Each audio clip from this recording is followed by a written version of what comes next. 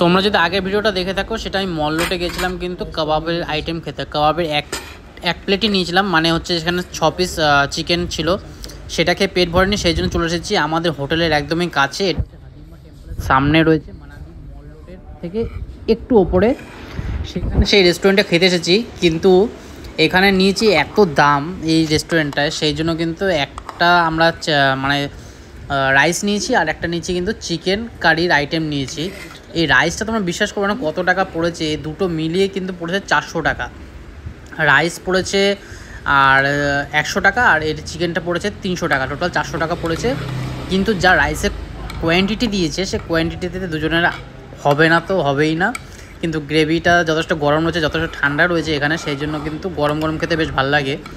কিন্তু গ্রেভিটা সেই মাস্টার গ্রেভি টাইপেরই এটা ইউজ করেছে। আর চিকেনটা দেখো ছোটো ছোটো একদম পিস রয়েছে, 300 টাকা নিয়েছে। আর এক্সট্রা একটা রাইস নিলে কিন্তু 100 টাকা বলছে। এক্সট্রা রাইস তো লাগবেই, নাহলে কিন্তু আজকে রাতে আর খিদেটা মিটবে না। সন্ধেবেলা ওটা খেয়েছিলাম, সন্ধে ইন দ্য সেন্স 8টা বাজে, তখন ওখানে দিন থাকে, মানে এখানে 8টার সময় সন্ধে হয়। তোমরা এখানে যারা আসবে তারা দেখতে পাবে 8টার সময় এখানে কিন্তু অন্ধকার হয়।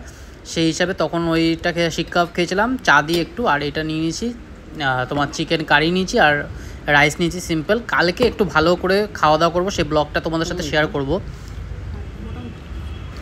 ওকেও আমি জিজ্ঞেস করলাম, ও সেটাই বললো মোটামুটি খাওয়ার। আমারও ঠিক মোটামুটি লাগলো, সেরকম কিছু লাগলো না। একটা জাস্ট রাত হয়ে গেছে বলে এখন খিদেও পাচ্ছিলো, সেই জন্য আর উপায় ছিল না। এই যে রাইস দিয়েছে, এই রাইসটা কিন্তু 100 টাকা দিয়েছে। এর আগেরটা যে রাইসটাতে কোয়ান্টিটি দিয়েছিল একদমই কম দিয়েছে, যাতে নতুন করে রাইস নিতে হয়। যাই হোক, আমি এই হোটেলটা কোনোদিনও কাউকে রেকমেন্ড করবো না। পয়সা বরবাদি, 500 টাকা বিল হয়ে গেল, মানে একদম খেয়েও পোষালো না, বিলটাও অনেক বেশি হয়ে গেল। তোমাদের সাথে কালকে শেয়ার করবো যেখানে সস্তায় খাওয়া দাওয়া পাবে মানালিতে। যদি তোমরা আসো, 150 টাকার মধ্যে যে থালিগুলো পাওয়া যায়, সেই থালিগুলো তোমাদের সাথে শেয়ার করব। সেই হোটেলে তোমরা যদি যাও, বাঙালি হোটেলে, খাওয়ার কোয়ালিটি আর কোয়ান্টিটি দেখলে তোমরা সত্যি অবাক হয়ে যাবে। যাই হোক, ফলো করে নাও পেজটাকে। দেখা হবে নতুন একটা ভিডিওর সাথে।